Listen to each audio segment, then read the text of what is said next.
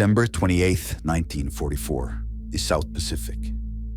A Liberty ship and her crew of 68 vanish in a single frame, caught on film as they are erased from existence.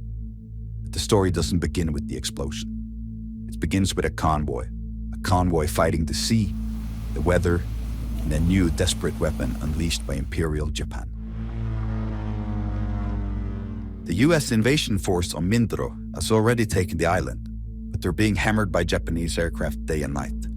They're low on ammunition, low on fuel, treating wounded with dwindling supplies, and running out of the rations they need to survive. So from Leyte, a relief convoy is sent, nearly 100 ships strong. Transports, landing ships, merchant freighters, escorted by destroyers. And among them saves one vessel carrying something far more volatile. The SS John Burke. A Liberty ship filled to the deck with high explosive ammunition. Tons of it. Enough to sustain the troops on Mindoro, or destroy a ship in an instant. When we rolled back to port, there was a tremendous explosion that violently shook the Stevens. As we vibrated and rolled back to starboard, the John Burke was gone. Totally gone. This is the story of the SS John Burke, of war's supply line, of sacrifice, of men who were essential and paid the ultimate price.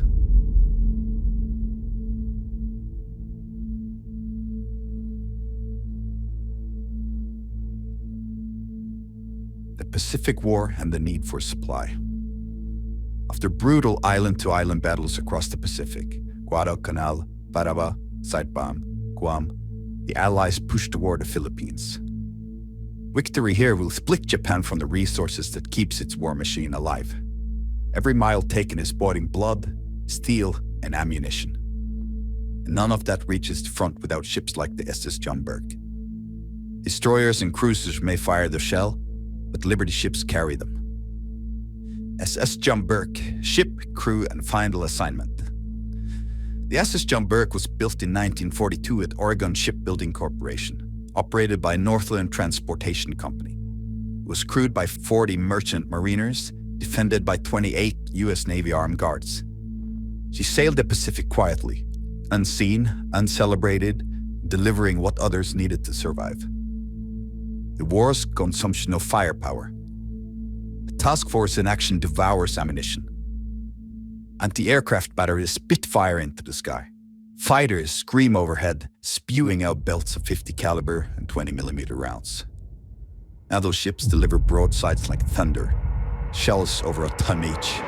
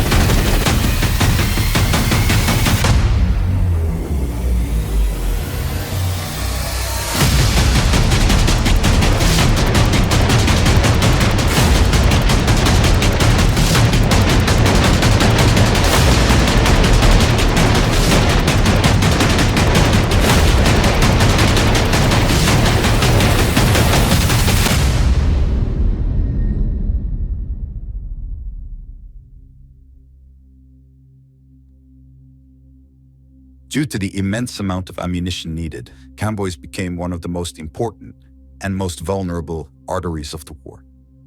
Ammunition ships like the Burke were floating powder kegs. One well-placed strike and the sea itself would ignite. Kamikaze, Japan's desperate gamble. As Japan's navy collapsed, it turned to a new weapon, a kamikaze.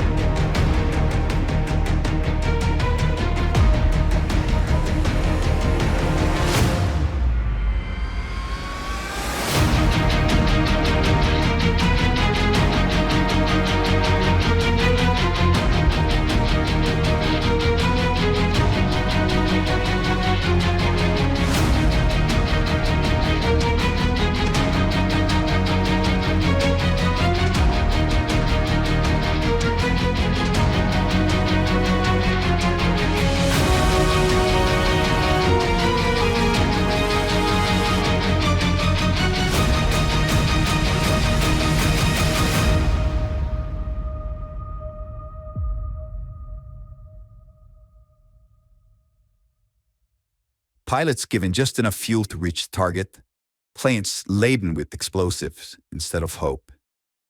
Their mission was not to fight, it was to destroy, even at the cost of their own lives.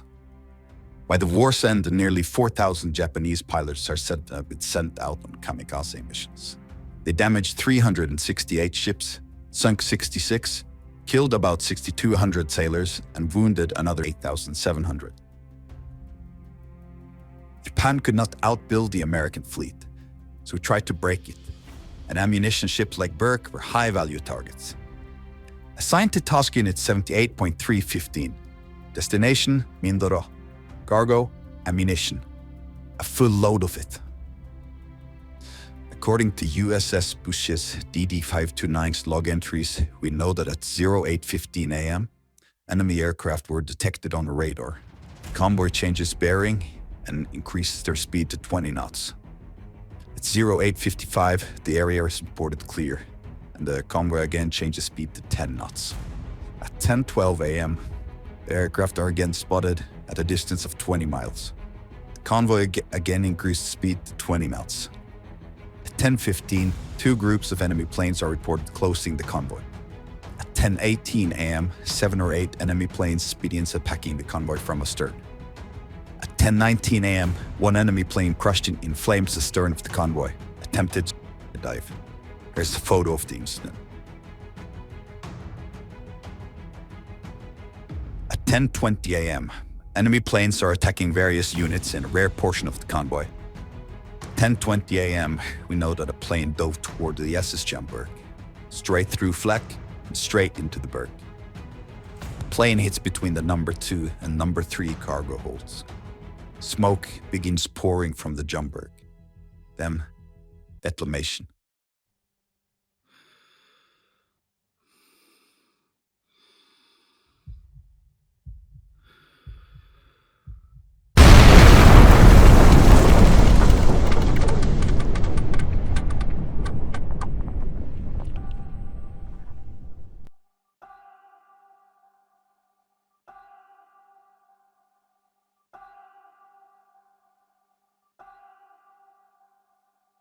A blast, the biggest everyone around had ever witnessed, and one of the largest non-nuclear explosions in history.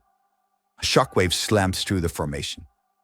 Men are thrown off their feet, and nearby ships radio in that they've been torpedoed. They hadn't. It was just the Burke dying. And when the smoke clears, the Burke isn't sinking. She isn't burning. She simply no longer exists. 68 men, gone. A ship erased in a single heartbeat. The aftermath. Burke is gone. 68 men vanished with her. The war does not stop. The convoy endures 2 more days of kamikaze attacks.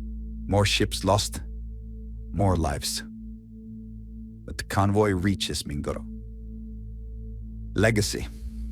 Today, John Burke lies 1,500 feet beneath the sea. No marker, no survivors, only memory. The men aboard her were not frontline warriors. They were essential, and they paid the ultimate price. This is how one sailor remembered that day. Bosun's mate second class Robert Thomas Hill of the USS Stevens, an eyewitness to the destruction of the SS John Burke, recorded his experience decades later in an account titled A Kamikaze Story. Here are his words. Memorial Day, May 30th, is observed as a legal holiday in honor of those who died in war. Those who have served in the military and have witnessed death in wartime observe Memorial Day as a very special day. Many unforgettable memories that we veterans live with day in and day out are distended on Memorial Day. The following anecdote is of one such unforgettable memory that I shall live with forever. While serving aboard a U.S. Navy destroyer USS Stevens in the South Pacific Theater in World War II, the sounds, sights, and smells of an ugly war became very real to me. Perhaps none more graphic than at 10:13 hours on December 28, 1944. At that precise moment, the perdition, the hell capability of a single kamikaze was implanted deep in my mind. Some 64 years later, that ghastly incident remains pellucid in my memory. As action in the Philippines moved closer to the Japanese homeland, a new enemy emerged. We call them Kamikaze, or suicide planes. The pilots would simply fly their explosive-loaded aircraft directly into a target. A suicide mission by design. This is one formidable opponent, and how do you compete with someone hell-bent on committing suicide? There is but one answer. You shoot them down before they can get to the target, or else. On December 28, 1944, the USS Stevens was assigned to task unit 78.3.15, steaming en route to the westerly Philippine island of Mindoro. We had departed Leyte Gulf, cleared the Surigao Strait, and were in the Mindanao Sea. The convoy consisted of several ships, 9 screening destroyers that encircled 25 LSTs, 23 LSIs, 3 merchant ships, and others. There were no carriers to provide air cover, and Leyte-based planes were grounded with bad weather. While all of the ships were armed, most of the convoy's defense would fall upon the destroyers. Several bogies had been spotted on radar, so that we spent the best part of the morning of December 28th at general quarters. Our screening position was abreast of the convoy on the port side. The sea was heavy, and as the ship rolled to starboard, from my position in the number 3 5-inch gun mount, I could observe a merchant ship located near the center of the convoy. This was the SS John Burke, which was loaded with cargo and set quite low in the water. As we rolled to port, the John Burke became lost from my view. On one occasion as we rolled to starboard, I noticed the John Burke had changed course slightly. When we rolled back to port, there was a tremendous explosion that violently shook the Stevens. As we vibrated and rolled back to starboard, the John Burke was gone. Totally gone. 1 kamikaze, 1 merchantman. The ship was carrying ammunition and other supplies and simply disintegrated was struck by the kamikaze. There were upwards of 70 men on the John Burke who would never see the sun rise again. 70 good men who would never return home to their loved ones, get married and raise a family. 70 young men in the prime of their lives who would never have an opportunity to be a carpenter or pursue a career in medicine. Indeed, 64 years later, that ghastly incident remains suspicious in my memory. On Memorial Day and every day.